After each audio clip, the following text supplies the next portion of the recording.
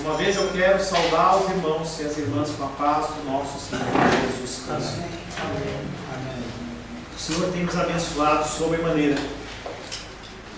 E por mais que a tua luta seja grande, por mais que a sua dor seja grande, por mais que a dificuldade que você viva seja grande, você está aqui.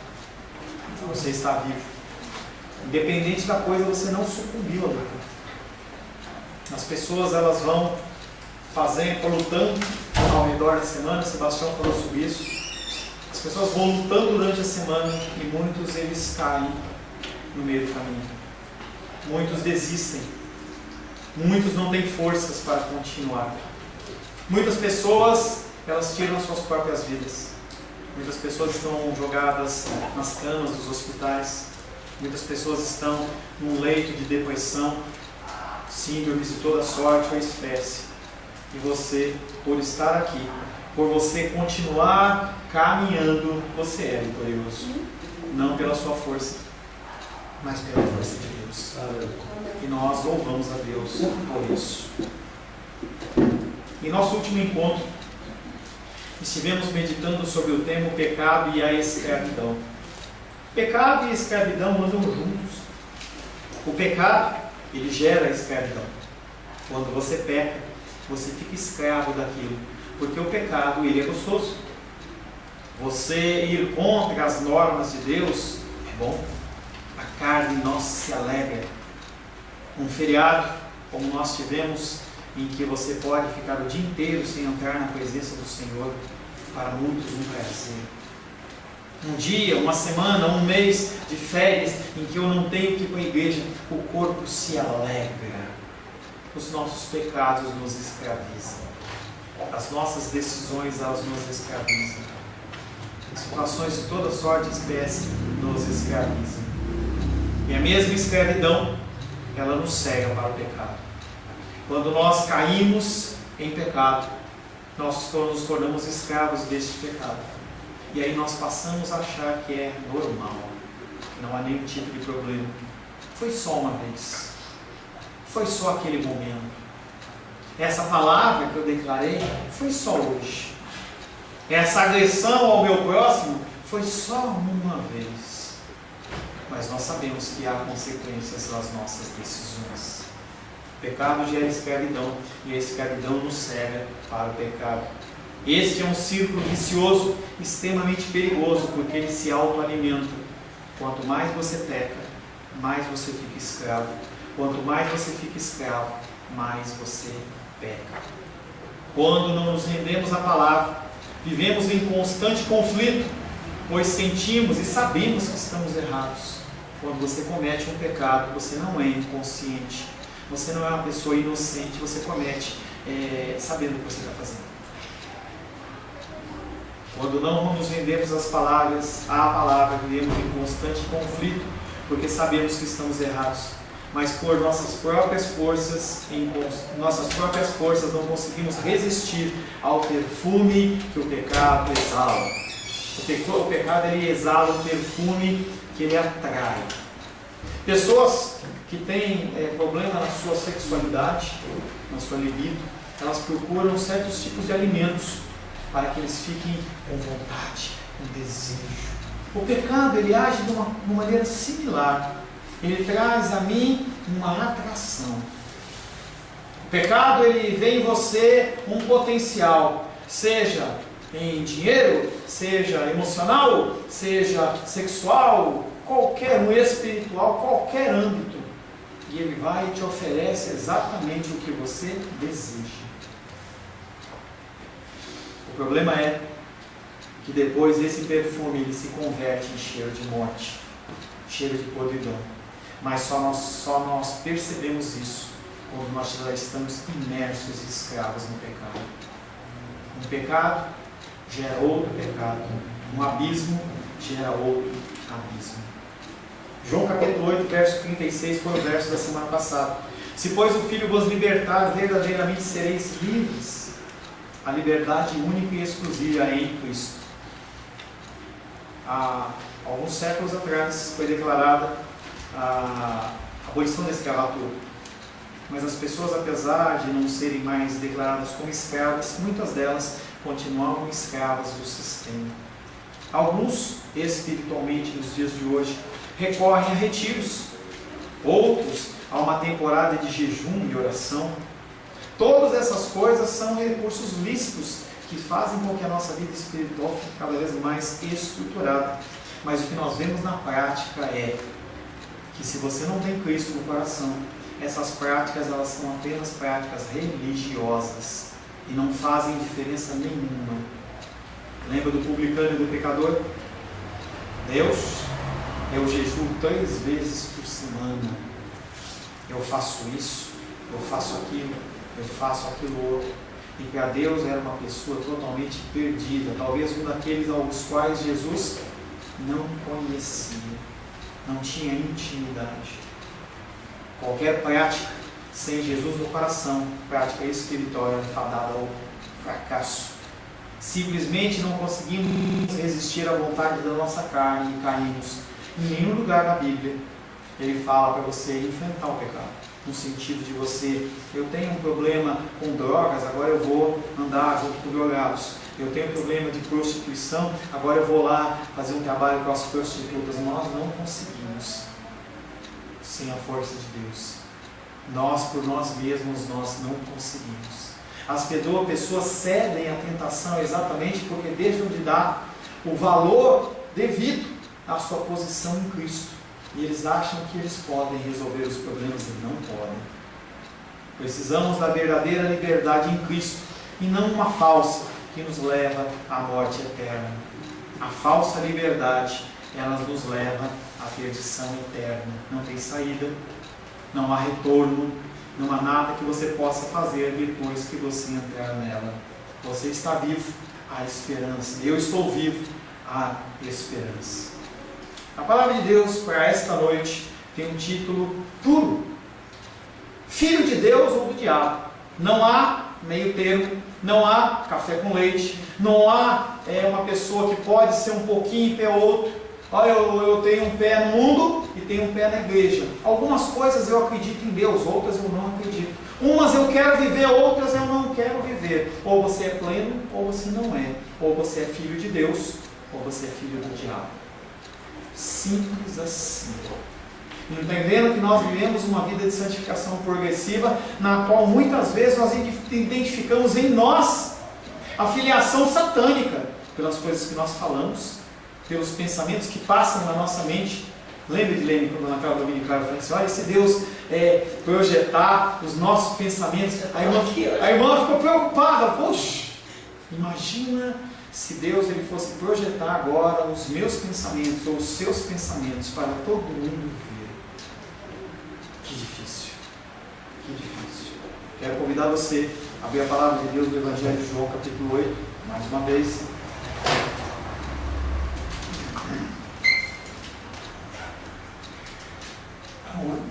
Evangelho de João, capítulo 8. João 8.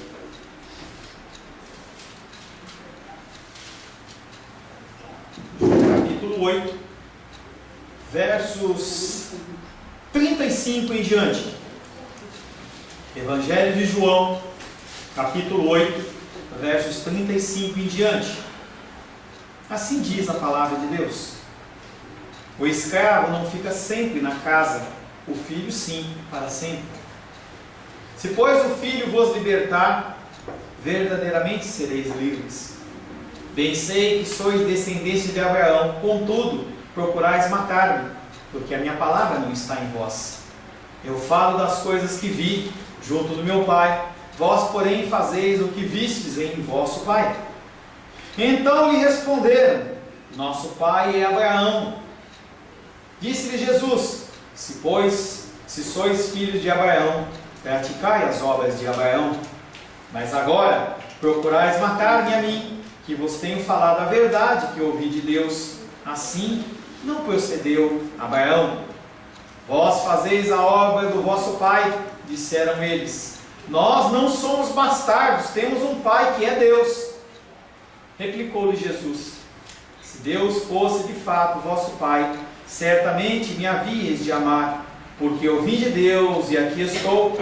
pois não vim de mim mesmo, mas Ele me enviou. Palavra do Senhor, amém? Senhor, em nome de Jesus, mais uma vez nós lemos a Tua Palavra e nós carecemos da Tua instrução e da Tua informação. O título, Pai querido, um título duro e pesado, que nos promete, Pai querido, um confronto aos nossos pensamentos, às nossas ações e às nossas omissões. Um discurso, Pai querido, que é vivo ainda nos dias de hoje e que sim, gera em nós constrangimento, porque apresenta todas as nossas falhas e erros. Pai, peço que o Senhor me capacite como instrumento da Tua vontade, que eu não venha, Pai querido, a trazer nada que seja do meu coração, mas apenas, Pai querido, que procede de Ti, Pai. Me submeto a Teu Espírito Santo, para que me use, Pai querido, como instrumento da Tua vontade. Precisamos ouvir a Tua voz, e para isso pedimos também que o Teu Espírito de entendimento seja sobre as nossas vidas, para que nós possamos filtrar o que for dito e aplicar nas nossas vidas para a Tua glória, honra e louvor. Em nome de Jesus. Amém. Filho de Deus ou do diabo. Primeiro versículo, João capítulo 8, verso 37. Nós estamos num discurso em que, primeiramente, Jesus Cristo ele fala com homens que creram nele, pelo menos por causa das suas obras. Mas aí as pessoas elas se metem, um grupo de pessoas se metem e começa toda uma discussão com o Senhor. E eles afirmam que eles têm como pai Abraão. E Jesus Cristo está desconstruindo todo o que eles estão falando. Tem muitas coisas, muitos elementos que eles estão embutidos nesses textos, aos quais nós vamos estar falando. Primeiro versículo, João 8,37. Eu sei que sois a descendência de Abraão. Eu sei que sanguineamente vocês são descendentes de Abraão, mas procurais matar. Mas está falando, olha, mas tem um detalhezinho aqui. É algo que atrapalha, algo que talvez até impeça. Mas procurais matar-me, porque a minha palavra não penetra em vós. Com ironia, Jesus responde aos judeus, depois de tê-los chamado de escravos. E aquele povo orgulhosamente fala, não, nós não somos escravos. Se orgulhar da linhagem de Abraão e ao mesmo tempo perseguir de morte um inocente, não se encaixa. A lei não permitia que isso acontecesse. Se você realmente segue a palavra, você não pode perseguir o inocente. Assim dizia a Torá para aqueles que a ouviam e a seguiam. Mas mesmo assim, eles perseguiam a figura de Cristo, que não tinha feito nada como que eles pudessem acusar. Eles que pretendem descender de Abraão não se parecem com ele. E aí eu quero que sempre que houver a figura dos judeus, você lembre de colocar a sua pessoa. Será que você parece com Cristo? Aqueles judeus não pareciam com Abraão. Será que você parece com Cristo?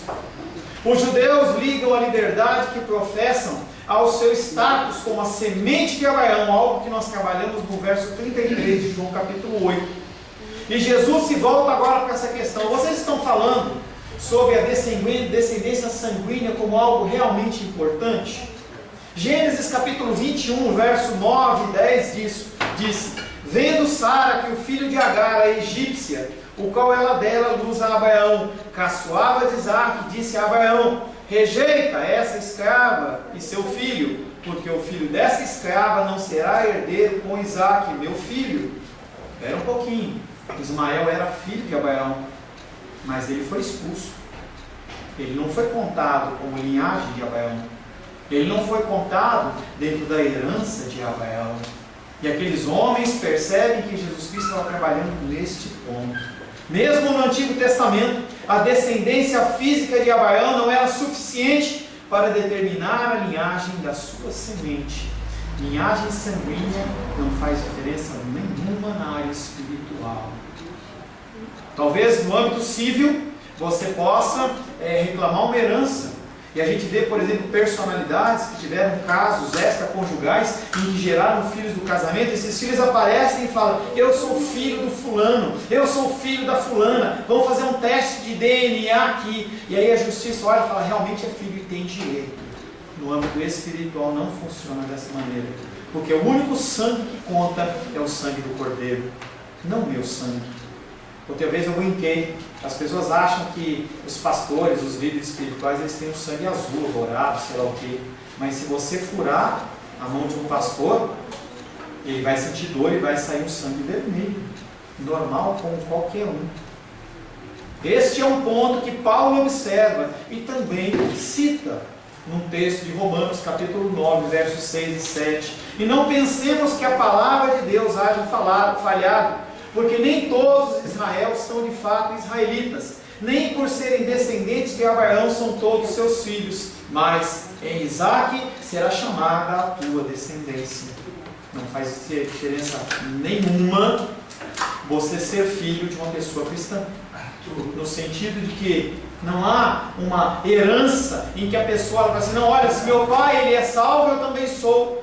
Então o meu pai ele tem que orar, o meu pai tem que fazer, a minha mãe tem que fazer e eu não tenho que fazer absolutamente nada. Apóstolo Paulo fala assim, é em Isaque, se você quer ser judeu. Para nós é em Cristo. É somente apoiando no sacrifício de Cristo que nós somos filhos de Deus. Não é judeu o quem o é apenas exteriormente, mas tem que ser interiormente. Não é cristão alguém que é exteriormente. Você pode andar que nem eu assim de domingo com uma gravata e as pessoas elas olham e falam assim, pastor, ou então está indo para uma igreja. Eu lembro que de vez em quando eu uso aquela gola clerical e aí quando eu congregava na outra igreja, às vezes eu ia a pé adiantado e eu ia e aí as pessoas me viam e falavam assim, bênção padre. Eu falava, Deus abençoe. Mas isso não muda nada. A vestimenta nossa não muda nada. A piedade sua, ela é medida através do seu coração e não através do seu exterior. É claro que o seu exterior acaba por refletir algo que está dentro do seu interior. O exterior ele também é importante. Eu não posso vir de qualquer jeito à casa do Senhor. Eu tenho que ter zelo, ordem e decência. Mas não é isso que vai delimitar se eu sou cristão ou não cristão. Quando nós íamos para a praia e nós congregávamos numa igreja lá em São Paulo, as pessoas, já comentei com vocês, a Santa Ceia era servida por pessoas de shorts e sandália havaiana. Era um clima de calor. E a santidade ou a espiritualidade deles não era medida pela vestimenta. E hoje também aqui não é. Que impacto em nosso cristianismo, muitas vezes medíocre. E aí eu pergunto para você, se você fosse avaliado no seu cristianismo, que nota você teria de 0 a 10? Será que você seria aprovado? Será que você seria reprovado? Acabou as provas, Bíblia? Acabaram as provas? Qual que é a média do Maxwell? 6. E se você tirar 4? Reprovado. Será que nós, o nosso cristianismo, nós somos aprovados ou reprovados? Não há uma prova para dizer isso. Não há uma balança que diz, olha, eu sou mais cristão ou menos cristão. As coisas elas vão sendo acumuladas e o Senhor está lá de olho. Os olhos do Senhor estão sobre toda a terra. Como que está o teu cristianismo? Será que você vive o que você professa? Será que você dedica tempo ao estudo da palavra? Será que você seria aprovado ou você seria reprovado? A pessoa que tira uma nota fora da média na escola, ela tem uma opção de você fazer uma recuperação, ou se você não conseguir, você levar uma dependência, que é uma matéria do ano anterior, para o próximo. No cristianismo não tem isso. Romanos capítulo 2, versos 28 e 29 diz, porque não é judeu quem o é apenas exteriormente, não é cristão aquele que o é apenas exteriormente, nem é circuncisão a que é somente na carne, porém judeu é aquele que o é interiormente, e circuncisão a que é do coração, do espírito, não segundo a letra, e cujo louvor não procede dos homens, mas de Deus. Aí Romanos 2 ele vem falando que nós temos que mudar o nosso coração. É tempo de mudança. Não, pastor, tem tempo. Falava hoje pela manhã, Gabriel, 16 anos, começo de vida. Arthurzinho, menos ainda, começo de vida. As nossas decisões têm consequências. Mas mesmo na idade do Gabriel, mesmo na idade do mesmo na idade do irmão Cláudio, mesmo. Nossas ações têm consequências e espelham o que e no que nós confiamos. Tenho a te informar que para nós cristãos a regra é a mesma do que para os judeus.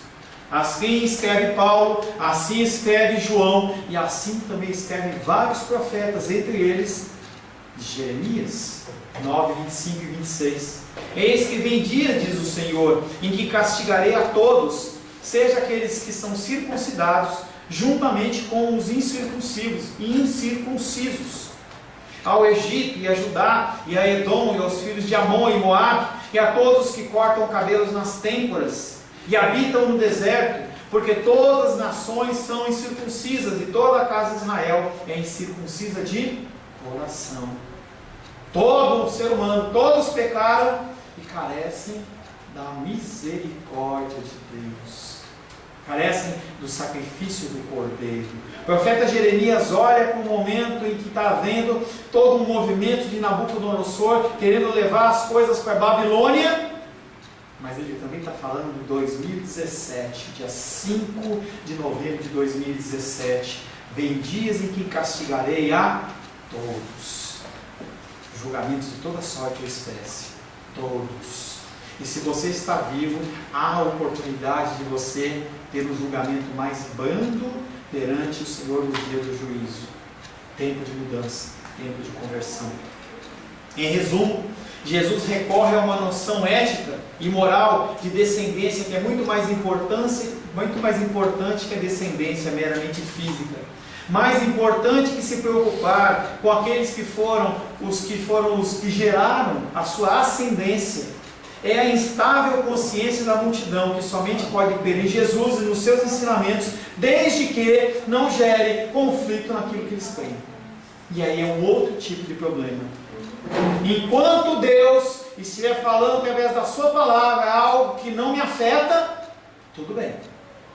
Eu gosto de pular carnaval. Se Deus me constrange a não pular carnaval, não quero isso. Tivemos Halloween. Se Deus te constrange a não participar do Halloween, e você mesmo assim o faz, você está falando, não, eu não quero, eu quero é a minha vontade. Festas pagãs que ocorrem a todo tempo, a todo momento, em que nós podemos falar sim ou não. Sim ou não. Eis que vem dias em que castigarei a todos os circuncidados, juntamente com os incircuncisos. Em resumo, Jesus recorre a essa noção ética. Mas importante do que se preocupar com a sua ascendência, nós temos que nos preocupar com aqueles preconceitos. Eu acredito nisso e pronto. Você tem que mudar os seus conceitos. Eu tenho que mudar os meus conceitos. Naquilo que concerne a palavra de Deus, nós temos que mudar os nossos conceitos. Para uns, parece distante este conceito de cristianismo nos dias atuais. Mas será que ele é mesmo? Será que esse conceito é um conceito antigo? As pessoas olham e falam, eu estou devendo ainda para as crianças um estudo, estou preparando ainda, um estudo sobre ideologia de gênero. Será que é normal? Será que eu posso aceitar? Ou é tudo certo? A Bíblia não foi escrita num tempo diferente, então é tudo certo. Será que é? Esse conceito parece tão distante. Um conceito que foi escrito há milhares de anos atrás, a gente fala, não, isso não se aplica hoje. Quantas vezes demonstramos nosso ódio a Deus ao rejeitar os seus mandamentos? Sim, ódio. Não, pastor, eu amo a Deus. Será que ama mesmo? Será que nós amamos a Deus? Será que se você convivesse com uma pessoa que só te maltrata e ela falasse eu te amo, você ia acreditar nela? O movimento em voga hoje é violência feminina. Algo muito sério. Mulheres têm sido violentadas, têm sido oprimidas, seja fisicamente, seja emocionalmente. E é um tema a ser discutido. Homens não têm cumprido o seu papel. Nós temos que cumprir como homens o nosso papel. Mas quando nós fazemos isso com as nossas esposas, nós estamos dizendo o que para Deus? Que nós o amamos? Ou que nós o odiamos? Se os judeus João capítulo 8, verso 38. Eu falo das coisas que vi junto do meu Pai, e vós fazeis o que ouvis de vosso Pai. Jesus Cristo olha para aqueles homens e fala assim: vocês não estão fazendo nada do que vocês não viram, vocês estão fazendo o que vocês viram. A perseguição sobre a minha pessoa, o tentar me matar, é exatamente o que o Pai de vocês faz. E ele ainda não deu o nome, mas à frente ele vai ser explícito, falando assim: vocês são filhos do diabo. Se os judeus falsamente declaram Abraão como o pai deles, com a sua atitude de matar Jesus, como é que eles podem espelhar uma paternidade divina ou uma paternidade de Abraão, se eles mesmos não seguem aquilo que eles dizem ser verdade? Nós espelhamos que paternidade? Você, não nesse mês de outubro que passou, mas essa semana. A semana começou que dia? Dia 1º? Foi dia 2ª ou terça? Quarta-feira. De quarta, quinta, sexta e sábado, 4 dias, você espelhou a paternidade de Deus ou a paternidade de Satanás? Suas palavras, seus pensamentos, suas omissões. O que você espelhou? Jesus não fala em seu próprio nome. Sua mensagem é a mensagem do próprio Deus. Esses versículos eu não mudei. Os versículos que estão na minha Bíblia estão na sua Bíblia. E ele está falando exatamente sobre isso. O que você faz? Você vive conforme os mandamentos de Deus ou conforme a sua vontade? João capítulo 6, verso 46 diz: não que alguém tenha visto o Pai, salvo aquele que vem de Deus, e este o tem visto. E Jesus Cristo está falando para aqueles homens: olha, vocês têm que me seguir e me ouvir, porque somente eu tive contato com Deus verdadeiramente. Eles, portanto, que se opõem à libertação que Jesus realiza, não estão do lado de Deus. Quando você age como você age, e você sabe que você está agindo errado, você sabe que os seus pensamentos não são corretos, isso vale para você e vale para mim. Nós estamos dizendo que nós não amamos a Deus. Nós estamos dizendo que nós não estamos do lado dele. O julgamento posterior de Jesus se assemelha a de um profeta do Antigo Testamento chamado Daniel. Daniel, ele é levantado como uma pessoa importante e ele começa a trabalhar com excelência. E aí aqueles homens começam a ficar incomodados e olham para Daniel e falam assim: a gente tem que derrubar esse cara. Porque se a gente não derrubar esse cara, ele vai acabar com a gente. Porque a gente quer fazer desvio, a gente quer receber propina, a gente quer pegar um pouco das coisas para nós. E esse Daniel não faz nada disso. Ele tem uma vida humilde, ele tem uma vida correta. Então nós temos que tentar pegar ele. Vamos estudar. E leram a lei todinha da Babilônia e não encontraram nada. Aquele homem, ele era estritamente fiel àquela lei. E agora o que nós vamos fazer? Alguém se levanta e fala assim: vamos fazer o seguinte, vamos começar a dar uma olhada na lei dele, porque de repente a lei dele está falando algo que não bate com a nossa lei, e aí nós vamos pegá-lo. E assim o foi. Apenas através de um detalhe, ele foi levado à cova dos leões. Daniel capítulo 6, verso 5. Disseram, pois, esses homens: nunca acharemos ocasião alguma para acusar a este Daniel, se não a procurarmos contra ele na lei de Deus. A conduta de Jesus revela sua verdadeira paternidade. Em nada ele pecou. Em nada ele deixou de cumprir a vontade de Deus. E, infelizmente, o mesmo vale para os judeus. Eles fazem o que ouviram o pai deles fazer, só que eles ainda não entenderam que Jesus está falando a respeito do diabo. Não só não são filhos de Abraão, mas são filhos do inimigo. Nós vamos ver mais à frente em João 8,44. Vós sois do diabo, que é vosso pai, e quereis satisfazer os desejos. Ele foi homicida desde o princípio e jamais se firmou na verdade, porque nele não há verdade. Quando ele profere mentira, fala do que lhe é próprio, porque é mentiroso e pai da mentira. Como está a verdade nos seus lábios? Não está. Não tenho. Não dá. Será que nós temos pecado na nossa língua? Nossas falas e nossas ações demonstram onde está alicerçado o nosso coração, na palavra de Deus ou na nossa vontade. São dois ídolos. Um é Deus e outro somos nós mesmos. João capítulo 8, verso 39 e 40 diz: então eles responderam: o nosso pai é Abraão. De novo esses homens estão falando isso? Eles já tinham falado isso para Jesus. Será que é a mesma coisa? Eles lhe responderam: nosso pai é Abraão. Disse-lhe Jesus: se sois filhos de Abraão, fazei então as obras de Abraão. Entretanto tentais matar-me, a mim que vos tenho falado a verdade, que ouvi de Deus. Assim não procedeu Abraão. Diante da insinuação de Jesus, é produzida uma nova reação, afirmando outra vez a sua ascendência. Jesus os confronta de novo em relação ao seu modo de agir. Ser filho não é algo estático. Ser filho não é ter uma carteirinha, não é simplesmente ter um tipo de cabelo, não é simplesmente ter sido batizado ou confessado Jesus. Ser filho é vida no altar do Senhor. A comunidade anunciada por Cristo tem que traduzir-se em semelhança de conduta. Você tem que ser encontrado como uma pessoa que fala como Cristo, pensa como Cristo, anda como Cristo. Senão você não é cristão.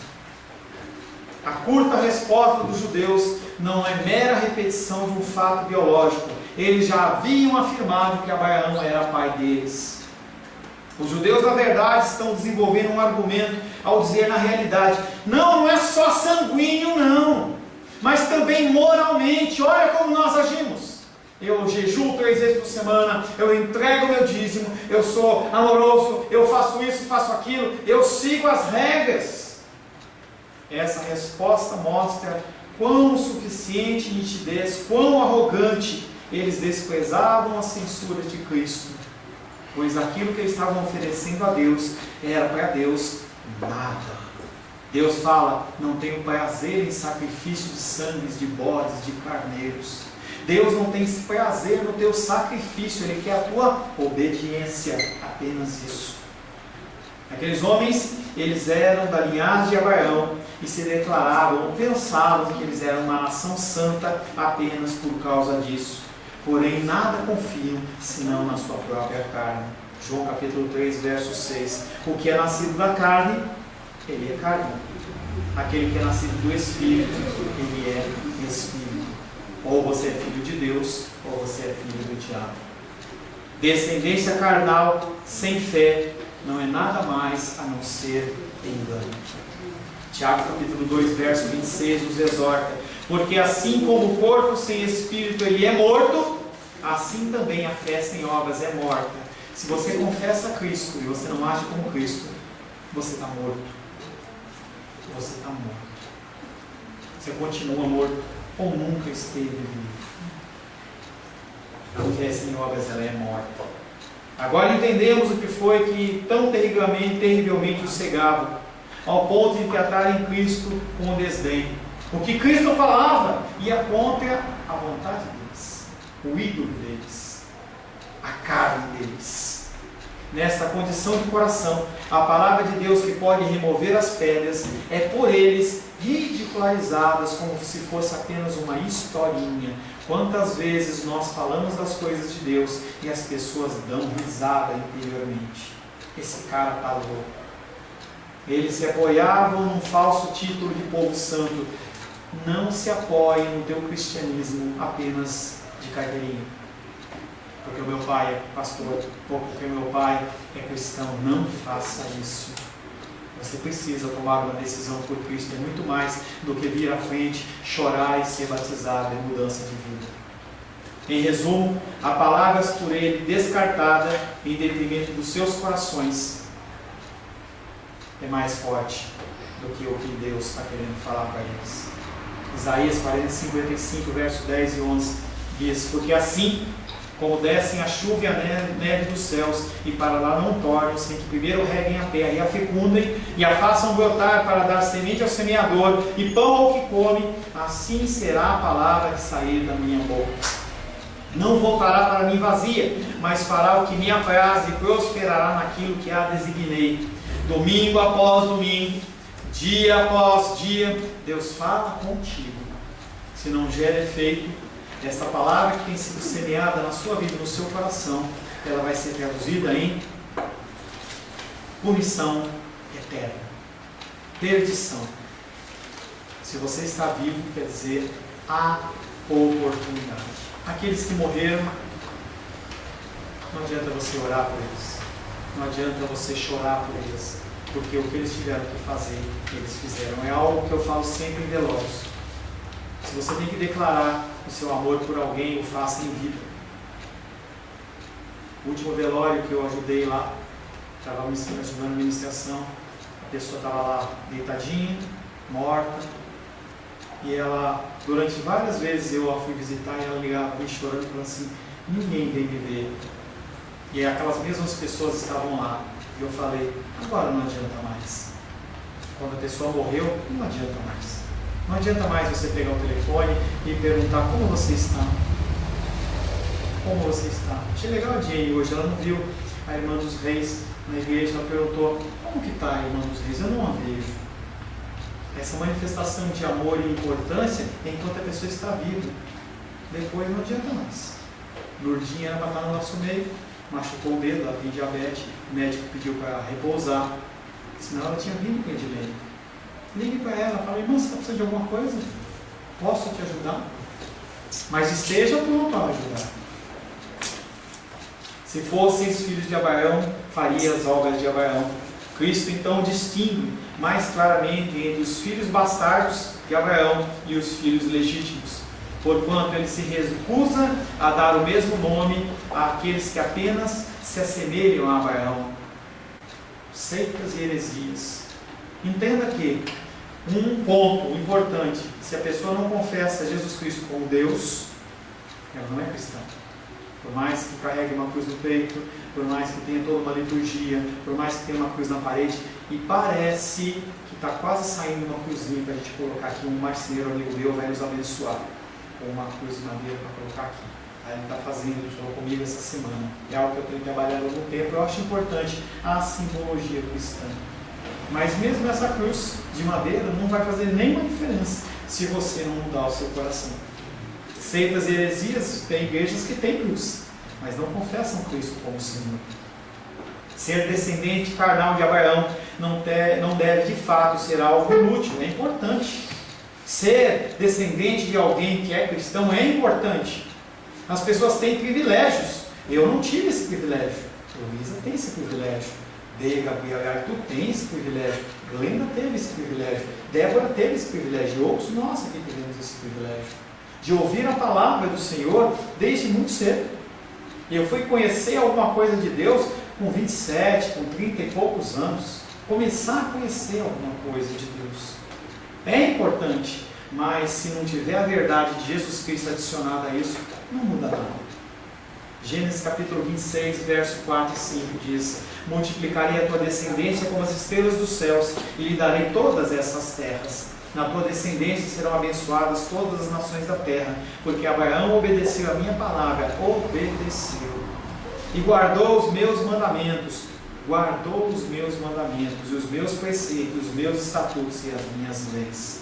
O que Cristo quer que você faça é que guarde os seus mandamentos. Aqueles que você não conhece ainda, não se preocupe por enquanto. Se preocupe com aqueles que você conhece, com aqueles que você tem possibilidade de pôr em prática. Depois que você colocá-los em prática, você procura novas ordenanças para você. Algo que também não muda no Novo Testamento. Para finalizar, João capítulo 14, verso 15, um versículo que eu já citei, que fala: se me amais, guardareis os meus mandamentos. E se não guardar os meus mandamentos, Paulo? Eu estou falando o quê? Que eu não amo. Que eu não amo. Se me amais, guardareis os meus mandamentos. Se não guardamos os mandamentos, nós dizemos para Deus: nós não te amamos. Feche seus olhos. Senhor Deus, mais uma vez ouvimos a Tua palavra que nos confronta, a Tua palavra para aquilo que é verdadeiro, a Tua palavra para aquilo que tem que reger as nossas vidas, aos quais, Pai querido, nós carecemos dia após dia. Um mês de outubro se foi, Senhor, e nós temos um mês de novembro todo pela frente, com muitos desafios, com muitas metas, com muitas coisas a serem decididas e resolvidas. E nós queremos, Pai querido, não espelhar o nosso desejo, a nossa vontade, o nosso coração, mas nós queremos espelhar o Senhor, para que as pessoas possam ver em nós a figura de Cristo, para que nós possamos nos assemelhar no falar, no pensar, no agir a Jesus Cristo. Pai, precisamos da Tua ajuda.